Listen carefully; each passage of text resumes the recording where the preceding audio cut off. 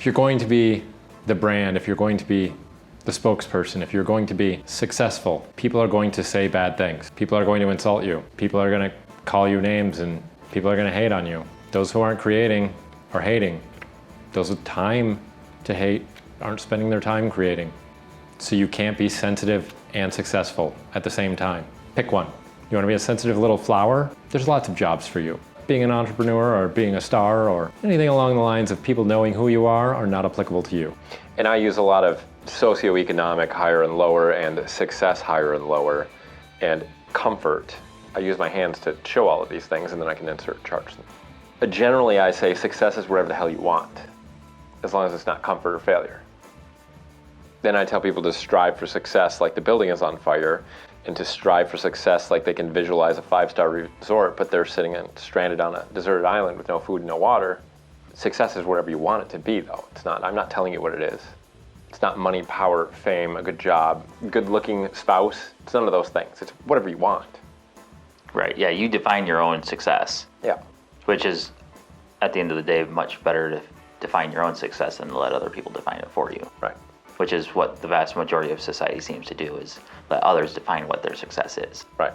You typically notice it, though, when you meet the people who know their own definition of success. Yeah. And don't let other people's ideas of success be imposed on them. They waste less time paying attention to what other people do and what other people think and spend more time getting what they want. You can be sensitive or you can be successful. But not both. Right. Being successful generally comes with some sort of money, power, fame. So attention. Once you start garnering attention, you start garnering people who don't have the level of success you do, who are then going to say mean things to you. So you can be sensitive or you can be successful. But it's a choice. And it's another one of those fear of failing versus fear of failure. I'm afraid people are going to say mean shit to me versus, oh, people are saying mean shit to me, I should do even more. But he had a reel recently that just kind of resonated with me.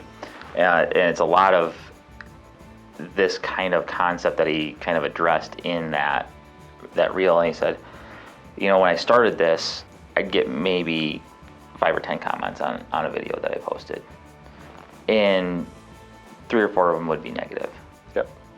And the rest would be positive. He said, I kept keeping on. And he said, eventually my videos had a few hundred views. And he said, I just ignored the naysayers, the people who were trying to trash me and tear me down.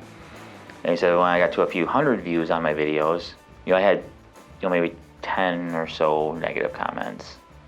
And he said, and I chose to ignore them. I just focused on the positive comments and ignored the bad ones.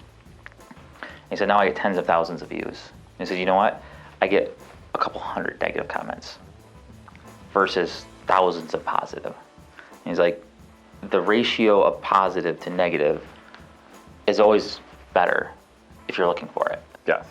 But if you just look at the negative, that will pull you down and it will stop you from being successful. And it was like, and his whole thing was kind of in the context of, like, don't let a few people naysaying you keep you from pursuing, which is exactly what we're talking about now.